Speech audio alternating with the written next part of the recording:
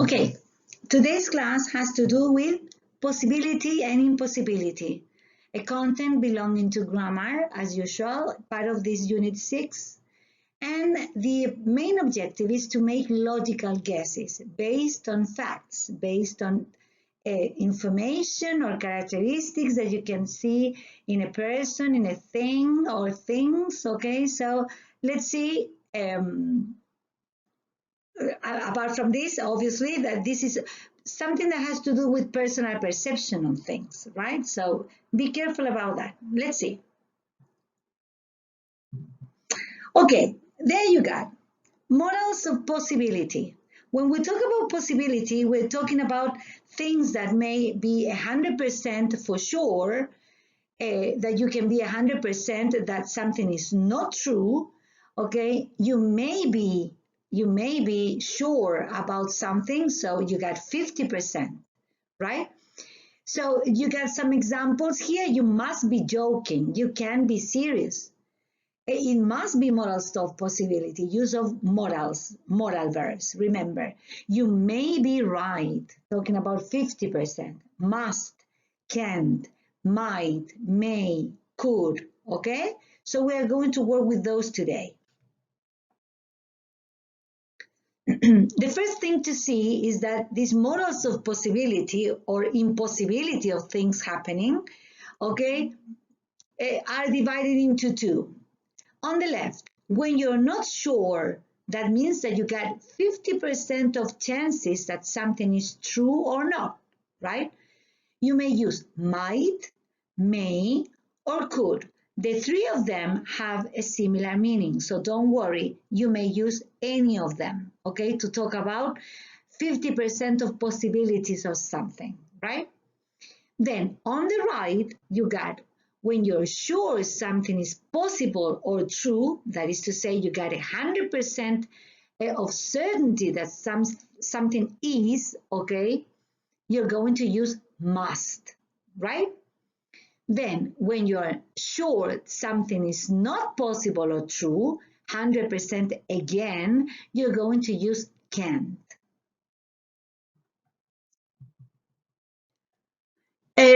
When you're not sure, we mentioned, right? When you're not sure, that means you got 50% of certainty. I mentioned that there were might, may, and could, okay? Let's see if you can use these modals in contexts, okay? Change the sentences. Let's say, perhaps, right? That means you're not sure. Perhaps England will win the next World Cup. Okay? Another one. Maybe I'll see you on Sunday. Maybe, I'm not sure.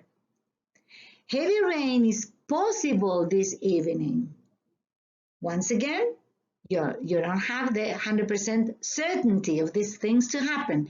So this is a possibility, a 50% chance, okay? So let's see if you can change these sentences I gave you using might, may, or could.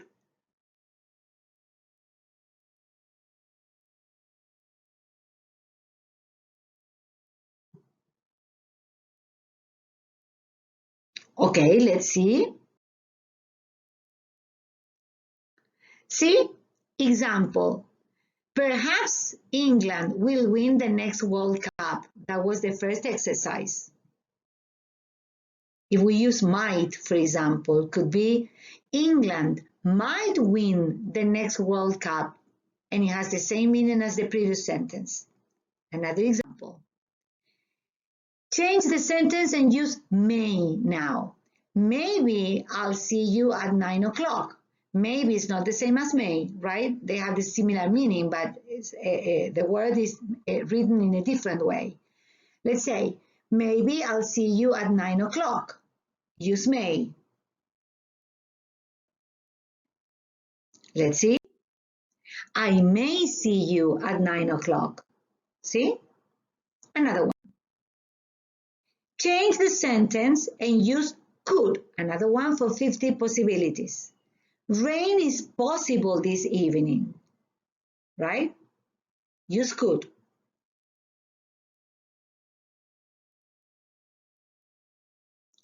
It could rain this evening. See? It could rain this evening. So you're giving 50%, half possibility. Now, we move into 100%, okay, of certainty. In this case, the models of possibility for 100% were must and can. Must when you got a positive sentence. When you are sure something is possible or true, okay, you use must. Make a sentence based on the picture on the left with must. Let's see the information because we may infer something different. I told you at the beginning that this has to do with personal perception also, right? But in this case, the picture tells me that this lady, she's been partying all night. So make a logical guess, right? Use must, think.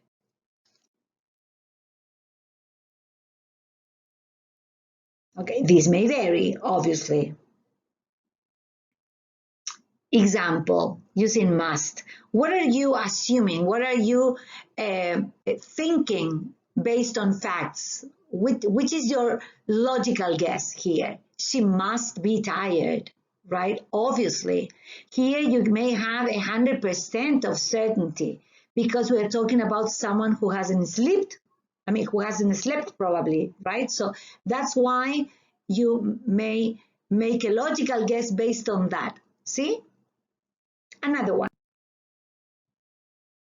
When you're sure something is possible or true, once again, it says must. Well, another example. Make a sentence with must based on the picture on the left. What can you see there? Okay, so what we may say based on that picture. He, the one who is asleep in classes, okay, he must be bored. See, he must be bored. What can you, what can you think if you got that every time you have must, for example, or may, or whichever here, okay, whichever modal, that what comes after a modal is a base form, okay, with no transformation at all. See? So be, he must be, right? He may be, it could be, right? It can't be. All you got after that modal verb is infinitive. Remember, okay? Don't forget about that. So he must be bored. Another one, based on the picture on the left again. Must. Make a sentence with must. Okay, let's see. He must be cold. See, he's in a hole, right? But he's surrounded by ice. So we may infer, we may make a logical guess that he's obviously feeling cold and he must be cold, 100% as it says at the bottom. Okay, here we got this guy, a little bit weird, right? But it says must. What you may say about this guy using must?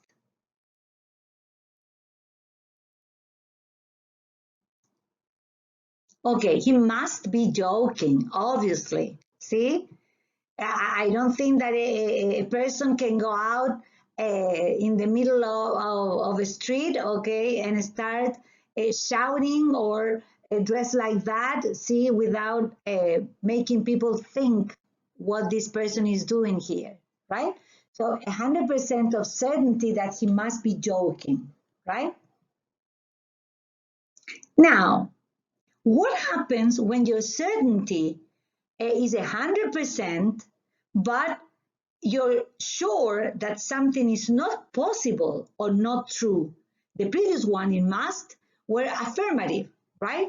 In this case, we're talking about something that is not possible. See? Let's see. When you're sure something is not possible or true, we use can't, right? So take a look at the guy, poor guy on the left. I am sure he's not happy. So what is your logical guess here? Make a sentence with can't.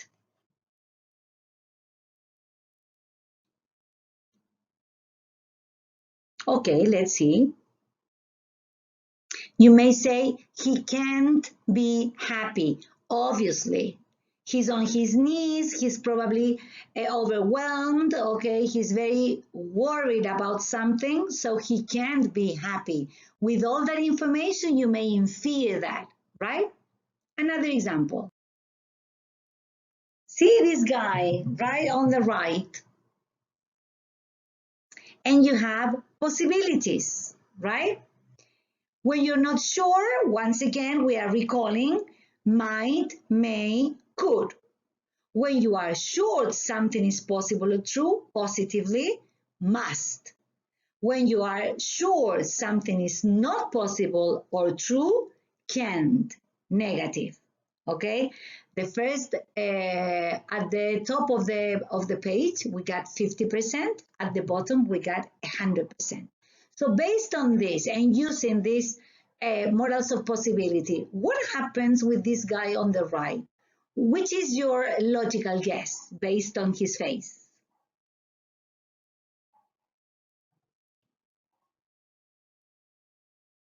Okay, let's see. You may say he must be scared. What else? He may have seen a spider. What else? You may say he could be sick. I don't know. Maybe he's in pain, right? We are trying to base our information, our sentence, our answer on facts, on things that you can see, right? But remember what I told you at the beginning. This also has to do with personal perception, okay? Another example. Once again, you got your possibilities on the left, okay, 50% and 100%, based on the picture you see on the right. Okay, now we're getting a bigger challenge, right? Try to do more than one sentence. Pick up one with 50% of possibilities and pick up one with 100% of certainty that something is true or not true. Okay, let us see. One, obviously, he must be thirsty, right? He may be out of water, right? He could be, he could have fever. See? We don't know. Another one. See that gentleman on the right with his face? What can you think about this if you take a look at his face? What's he wearing? Where is he? Right?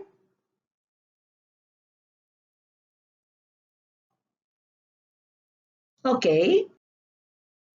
The easiest one, right? He could be hungry. Maybe you could have said he must be hungry, right? With that face, or he may be waiting for the waitress, right? He must be very angry, right? If we think about the fact that he didn't like the food, for example. What about this lady? Try to build up a sentence for me using a 50% of possibilities and 100% of certainty. 2 exercises.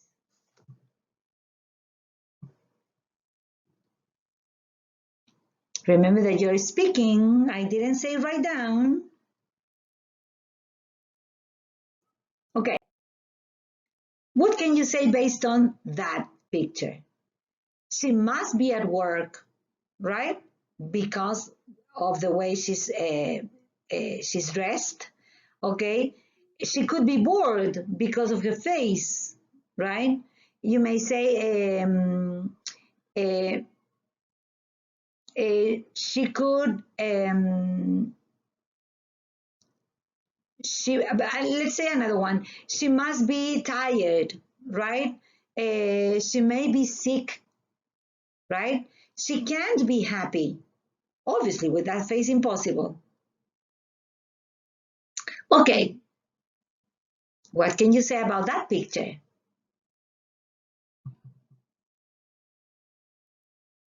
Let's see. It might be carnival. It could be a party. We don't know. See? Here, I don't think that we may have 100% of certainty because it's difficult to guess. Okay, so make sentences with these pictures. We are going to use one or two. Part of the picture is hidden. Remember what I told you? Personal perception also. Can you guess what it is? Use 50% of possibility or 100% of possibility. It depends on your perception.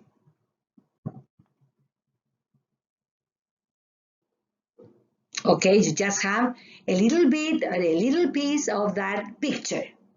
So what do you think it is? Let's see. See? It's a watch. So you could have said, it could be, I don't know, a watch, or it could be whatever. See, it all depends on your perception, okay? But based on what you see, that's why we are talking about possibilities, okay? Okay, so as a way of summarizing, we have that when you're not sure, remember what I said? Might, may, could. That gives you 50% of probability.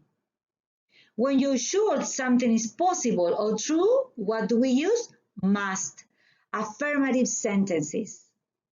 When you're sure something is not possible or true, can't. When we have negative perceptions on something, okay, negative sentences.